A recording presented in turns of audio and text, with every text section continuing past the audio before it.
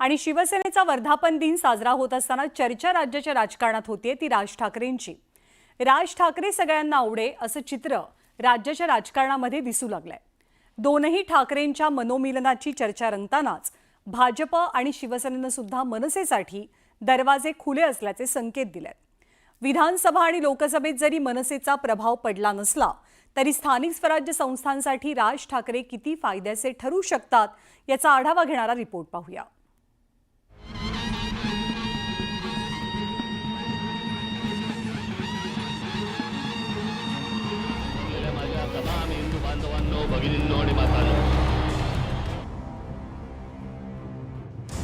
राज ठाकरे भलेही लोकसभा आणि विधानसभा निवडणुकीत राज ठाकरेंच्या मनसेला फारसा प्रभाव टाकता आला नाही, तरी राज ठाकरेंचा राजकारणातला करिश्मा काही कमी झालेला नाही। त्याचमुळे राज ठाकरेंच्या सभांना आजही प्रचंड गर्दी होते आणि त्यांच्या चाहत्यांच्या संख्येलाही ओहोटी लागत नाही।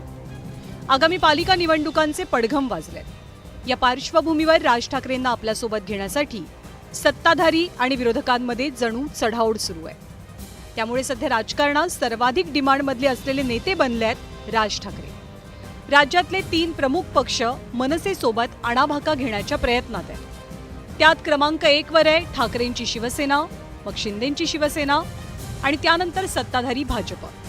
आगामी पालिका निवडणुकांच्या पार्श्वभूमीवर राज ठाकरेंना आपल्या टीममध्ये वळवण्याचे प्रयत्न या तिघांकडूनही सुरू असल्याचं चित्र आहे। राज ठाकरे आणि उद्धव ठाकरे या दोघांनी एकत्र येऊन महाराष्ट्राचं राजकारणाचे सूत्र हाती घ्यावे ही नक्कीच या राज्यातल्या जनतेची किंवा लोकांची इच्छा आहे आणि त्या इच्छेचा स्वीकार उद्धव ठाकरे साहेबांनी केलेला आहे। हे तुम्हाला वारंवार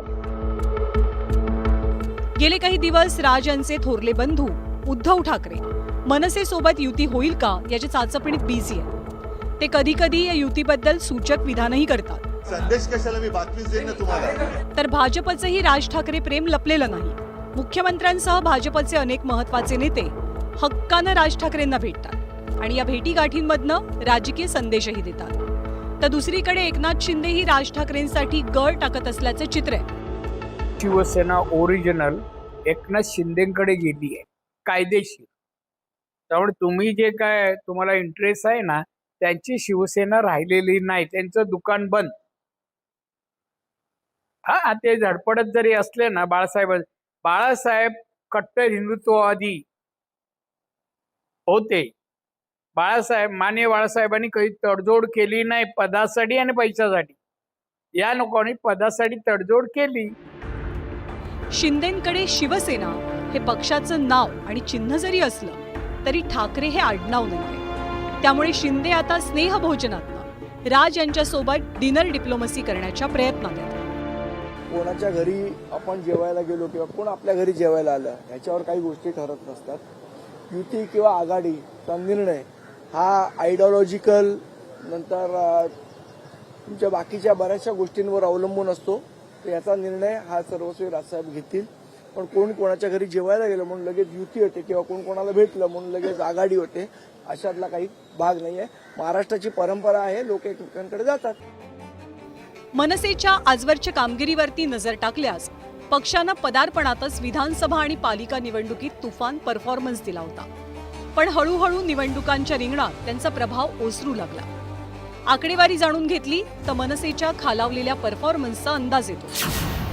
2006 ते 2009 या कार्यकाळात पहिल्या महानगरपालिका निवडणुकांमध्ये मनसेनं राज्यातल्या 12 महानगरपालिकांमध्ये एकूण 45 जागा जिंकल्या। तर मनसेच्या मतांची टक्केवारी होती 5.87%। 2009 ते 2014 या कार्यकाळातल्या निवडणुकांमध्ये मनसेनं 24 महानगरपालिकांमध्ये मिळून 162 जागा जिंकल्या। यावेळी मनसेच्या एकूण मतांची टक्केवारी होती 12.43%। हा मनसेचा बेस्ट परफॉर्मन्स होता। तर 2014 ते 2019 दरम्यानच्या कार्यकाळात मनसेला मोठा धक्का बसला। राज्यातल्या 21 महानगरपालिकांमध्ये मनसेनं फक्त 26 जागा जिंकल्या। तर मतांची टक्केवारीही 3.56% घसरली। हा मनसेचा आजवरचा सर्वात वर्स्ट परफॉर्मन्स ठरला। पण असं असलं तरी राज ठाकरे मराठी मनांना साथ घालणारे नेते म्हणून ओळखले जातात. सोबतच ठाकरे आडनावाचा करिश्मा त्यांच्या सोबत आहे. त्यामुळे पालिका निवडणुकीसाठी राज ठाकरेंची साथ सर्वांना हवी आहे. पण अजून तरी राज ठाकरेंनी आपले पत्ते उघड केलेले नाहीत. गेल्या काही वर्षात राज ठाकरेंच्या बदलत्या राजकीय भूमिका नेहमीच चर्चेत राहिल्या. त्यामुळे आता सर्वार्थानं करो या मरोच्या या पालिका निवडणुकीत ते कुणाला साथ देतात यावर फक्त त्यांच्या पक्षाची नाही तर राज्याच्या राजकारणाची सुद्धा पुढची दिशा अवलंबून असेल. Bureau report, news 18 Lokmat.